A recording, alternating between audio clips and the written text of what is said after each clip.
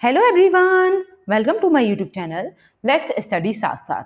जैसा कि आपको पता है, इस चैनल पर अभी मोस्ट इंपॉर्टेंट एमसीक्यूज की सीरीज चल रही है और ये सीरीज स्पेशली डेडिकेटेड है यूपी टीजीटी पीजीटी के अपकमिंग एग्जाम के लिए। इसमें हम इंपॉर्टेंट एमसीक्यूज को सॉल्व करते हैं। हर एक पार्ट में आपको 30 एमसीक्यूज मिलते हैं जिनको हम प्रैक्टिस करते हैं। ये पार्ट नंबर 9 है। अगर आपने प्रीवियस वीडियोस को नहीं देखा है तो चैनल पर पूरी प्लेलिस्ट अवेलेबल है, आप जाकर उसमें देख सकते हैं। और चैनल को अभी तक सब्सक्राइब नहीं किया है तो please do subscribe the channel. चलिए शुरुआत कर लेते हैं। फर्स्ट क्वेश्चन से, Hamlet and his problems is an essay written by whom? T S. Eliot, Yvor Winters, I A. Richards, Greenblatt. तो ये जो ऐसे है हैमलेट एंड हिज प्रॉब्लम्स, ये किसके द्वारा लिखा हुआ है? तो ये लिखा गया था टी.एस. इलियट के द्वारा। Option number A is the correct answer. Moving to the next question. Next is Eliot criticises dash for his fixation of on Hamlet. Yes, Eliot ने किसे क्रिटिसाइज किया है? Wordsworth, Coleridge, Eliot, Dryden.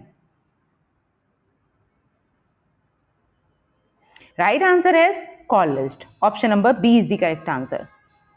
Next is Richard II goes to fight a war in. तो ये एक history play है Shakespeare के द्वारा लिखा हुआ, रिचर्ड सेकेंड। अब इसमें जो फाइट है वो कहाँ की है? Ireland, Scotland, Wales, Finland. Yes, right answer is Ireland. Option number A is the correct answer. Next is, with whom do the commoners side? Richard, Henry, Edward, Bolingbroke. The right answer is Richard. Option number A is the correct answer. Next is, which of these characters is aware of the Duke's disguise before the end? ये भी Shakespeare के एक play से ही है। बताइए, Duke के भेष बदलने के बारे में पहले से ही कौन जानता था? Which of these characters is aware of the duke's disguise before the end? Friars Thomas, Isabella, provost, Angelo. Yes, right answer है friar Thomas. Option number A is the correct answer. Next is, who convinced Isabella to advocate for her brother? Yes, Isabella को कौन convince करता है कि वो अपने भाई के लिए मतलब खुद को भी सेक्रीफाइस कर दे या फिर भाई को बचाने की का प्रयास करे? Claudio himself, the duke in disguise, Lucio या फिर द प्रोवोस्ट? राइट आंसर है Lucio. Option number C is the correct answer. Next is, what evidence is there that Claudio committed fornication or lechery? क्या evidence होता है इस चीज का कि क्लूडियो ने मतलब गलत किया है? A prostitute's testimony, his fiancée is pregnant, Lucio catches him या फिर जूलियट informs on him? किस लिए उसे जेल में डाला जाता है क्लूडियो को? Yes, right answer है his fiancée is pregnant. Option number B is the correct answer. Next is, what is Angelo's reaction at receiving the Duke's position? जब एंजेलो को ड्यूक के द्वारा अपनी पोजीशन दी जाती है तो उस समय पर उसका क्या रिएक्शन होता है? He is glad for the power. He secretly thinks he will be the better than the Duke.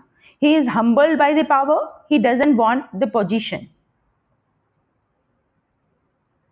Yes, correct answer is he is humbled by the power. Option number C is the correct answer. Next is, in which poem was Wordsworth described different moods of nature? Wordsworth की वो कौन सी pome है, कौन सी poem है जिसमें Wordsworth ने different moods को, nature के डिफरेंट मूड को रिप्रेजेंट किया है? The daffodils, lines written above Tintern abbey, an evening walk या फिर द एक्सकर्शन? यस, क्या है इसका राइट आंसर?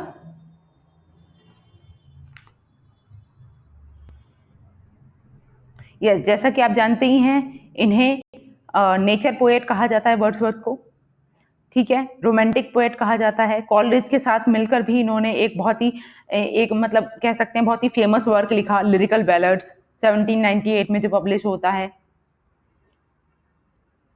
और यहाँ पर जो राइट आंसर होगा वो है lines written above Tintern Abbey, option number B is the correct answer. और ये भी एक पार्ट है लिरिकल बैलेड का ही। Moving to the next question. Next is, what can be the best explanation for the character of John Falstaff in Shakespeare's Henry IV? फाल्स्टाफ नाम का character आप इनके 3 प्ले में देखते हो, डिफरेंट कैरेक्टराइज किया गया है। अब यहाँ पे जो हेनरी फोर्थ जो वर्क है इनका, वहां पे पूछा जा रहा है what can be the best explanation for the character of John Falstaff in Henry Fourth. Simple character है, कॉम्प्लेक्स कैरेक्टर है, नोविस है, कैरिकेचर है, क्या हो सकता है ना राइट आंसर? आपको हेनरी फोर्थ के अकॉर्डिंगली बताना है जॉन फाल्स्टाफ का कैरेक्टर किस प्रकार का है। यस, जैसा कि आप जानते हैं हेनरी फोर्थ जो वर्क है वो एक हिस्ट्री प्ले है शेक्सपियर का। This type of play throws light on the historical fact of great significance. और इसमें जो जॉन फाल्स्टाफ का कैरेक्टर है वो कैसा है? Caricature. Option number D is the correct answer. Moving to the next question. Next is, in which play of Shakespeare do the characters Voltemand and Cornelius appear? ये 2 character कौन से वर्क में हमें देखने को मिलते हैं शेक्सपियर के? Voltemand and Cornelius. The Merchant of Venice, Hamlet, Much Ado About Nothing, Macbeth.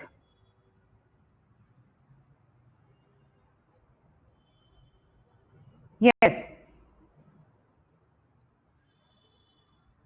Right answer है Much Ado About Nothing।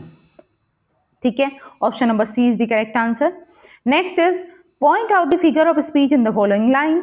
इस लाइन में आपको figure of speech find out करनी है। The ploughman homeward plods his weary way. Yes, metaphor है, personification है, transferred epithet है या फिर हाइपरबोल है? देखिए, कोई भी एडजेक्टिव है वो नाउन को रिप्रेजेंट करता है, कहीं ना कहीं वो एक लिविंग बीइंग को या एक लिविंग पर्सन को एडजेक्टिफाई करता है एक तरीके से, ठीक है। लेकिन अगर वही एडजेक्टिव किसी नॉन लिविंग थिंग्स के साथ एड ऑन कर दिया जाए, ठीक है, इसी को हम क्या बोलते हैं? ट्रांसफर्ड एपिथेट बोलते हैं। और यहाँ पे ये ट्रांसफर्ड एपिथेट का ही एग्जाम्पल है। क्यों है एग्जाम्पल? क्योंकि इसमें आप देखोगे वियरी वे, वे रास्ते, और रास्ते को क्या बताया गया? वियरी मतलब थके हुए रास्ते, ठीक है। In the first case weary has been transferred from the ploughman. Weary कौन होने चाहिए थे? प्लोमैन होने चाहिए थे, द वियरी प्लोमैन होना चाहिए था, लेकिन इनका जो एडजेक्टिव था उसको ट्रांसफर कर दिया गया है नॉन लिविंग थिंग के साथ में, ठीक है। Transferred from the ploughman to way. And in the second case sleepless has been transferred from the bed.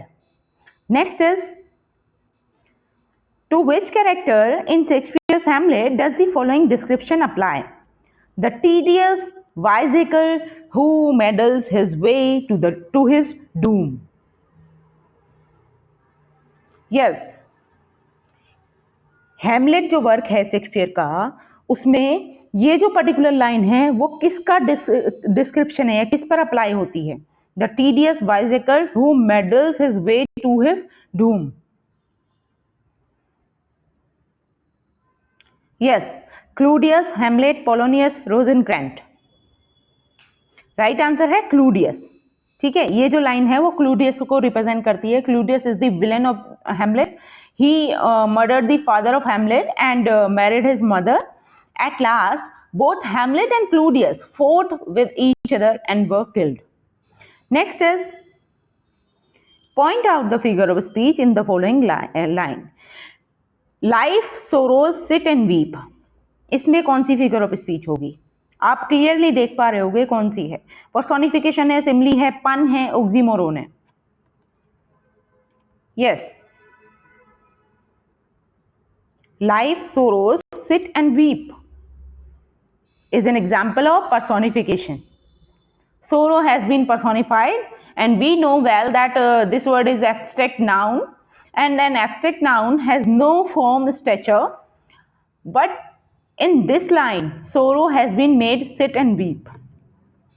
Moving to the next. The romantic poetry is a revival of. Yes, romantic poetry किस चीज का revival है? Classicism, romanticism, medievalism, humanism.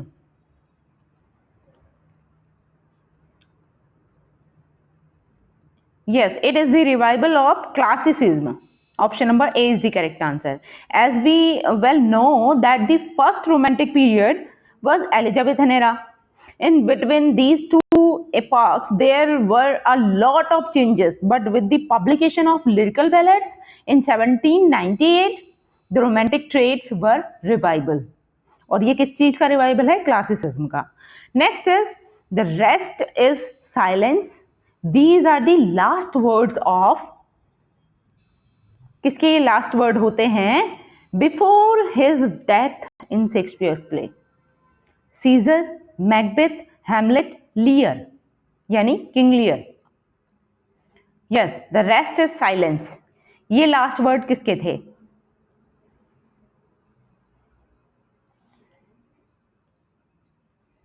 Yes, right answer है Hamlet. This line is spoken by Hamlet to Horatio. Next is Milton Samson Agonistes is. Milton का जो work है Samson agonist, ये क्या है? An elegy, an ode, a classical epic, a classical tragedy. Yes, Samson Agonist is a classical tragedy. Option number D is the correct answer. Samson Agonist, which tells of Samson's death while a prisoner of the Philistine, has a curious interest for in the biblical hero Milton. Milton saw more than one resemblance to himself. Next is the name of Macbeth's wife in Shakespeare's play. This is the simplest one. Macbeth की wife का नाम क्या होता है? Cordelia, Calpurnia, Desdemona, none of these. Yes, right answer क्या हो जाएगा? None of these. क्योंकि मैकबेथ की वाइफ का नाम बताया ही नहीं गया है. उनको किस नाम से जाना जाता है? Lady Macbeth. ठीक है. Next is the figure of speech used in the following sentence. All the perfumes of Arabia will not sweeten this little hand.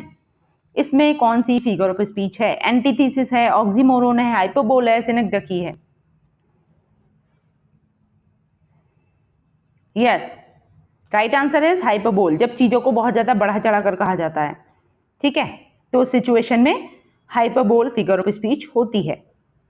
Next is who first imported sonnet to England. England में पहली बार sonnet कौन लेकर आता है? Sir Philip Sidney, Sir Thomas Wyatt, या फिर Shakespeare, Milton? As you all know, the sonnet is a form of the lyric.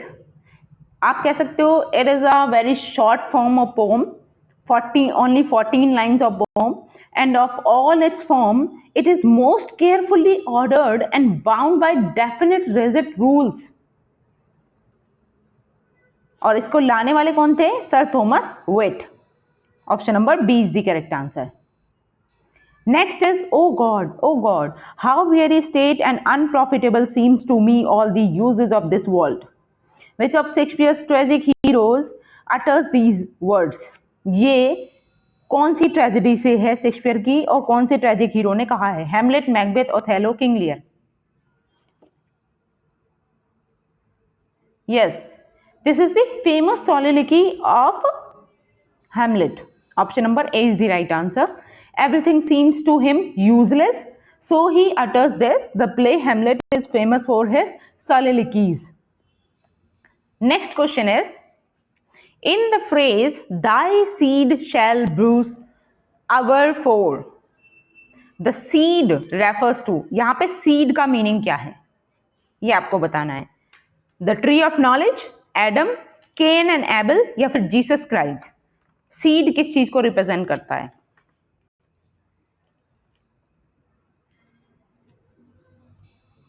Yes, thy seed shall bruise our four. तो इस लाइन में सीड का मीनिंग क्या है? सीड इंडिकेट करता है जीसस क्राइस्ट को। Option number D is the correct answer. Next is the battle between God's army and Satan's rebel in heaven lasted. जो बैटल चलता है गॉड्स की आर्मी और सैटन के रेबल्स के बीच में, वो कितने दिन चलता है? 1 day, 3 days, 7 days, 1 hour? Yes, 3 days. Option number B is the correct answer. Moving to the next question. Next is Milton's unholy trinity of characters includes. Trinity मतलब 3 लोगों का ग्रुप, ठीक है। अब अनहोली ट्रिनिटी के कैरेक्टर कौन कौन है मिल्टन के पैराडाइज लॉस्ट में? Error, temptation and Satan, sin, death and temptation, sin, temptation and Satan, Satan, sin and death. क्या होगा right answer? Unholy trinity. Unholy trinity में आते हैं Satan, sin and death. Option number D is the correct answer. Next is who is the angel that has a large role in the finishing chapter of Paradise Lost? Yes, वो कौन से angel है जिनका बहुत ही बड़ा role होता है जब पैराडाइज लॉस्ट का फिनिशिंग चैप्टर होता है उसमें? माइकल है, एब्रियल है, राफेल है, गैब्रियल है? Yes, Michael. Option number A is the correct answer, Michael. Next is Saturn's name before he fell from heaven was. क्योंकि सैटर्न भी पहले एक एंजल ही था, ठीक है, तो हेवन से गिरने से पहले सैटर्न का क्या नाम होता है? बेल्जिबब, माइकल, लूसीफर या फिर बेलियल? यस, उसका नाम होता है Lucifer. Option number C is the correct answer. Next is Paradise Lost is considered a. Paradise Lost को क्या कंसीडर किया जाता है? First person narrative, short story, epic poem, novel? Yes, it is considered as epic poem. Option number C is the correct answer. Next is when was Paradise Lost published? This is also simplest one. Paradise Lost कब publish हुआ था? First time कब publish हुआ? Yes, 1667। और फिर इसका sequel आता है पैराडाइज रीगेन भी कहते हैं उसे, 1671 में। Next is Milton, thou shouldst be living at this hour. England hath need of these indeed. But who was it summoning his ghost? Option है होरेशियो, हर्बर्ट क्रिश्नर, William Blake, William Wordsworth, John Keats. ये particular line किसके द्वारा कही गई हैं? जैसा कि आप जान रहे हो मिल्टन के लिए कही गई हैं, लेकिन मिल्टन के बारे में ये कौन कहता है? Yes, these line said by William Wordsworth. William Wordsworth ने अपना एक कह सकते हो कि एक इलेजी लिखी है, लंदन 1802, जो मिल्टन की डेथ पर लिखी है, उनकी याद में लिखी है, ठीक है। Moving to the next question. Next is as well as poetry, Milton published extensively on politics, philosophy, religion. Which of the following was not one of his works? आप जानते ही हो मिल्टन ने बहुत सारे एक्सटेंसिव वर्क लिखे हैं, politics पर भी, फिलॉसफी पर भी, रिलीजन पर भी।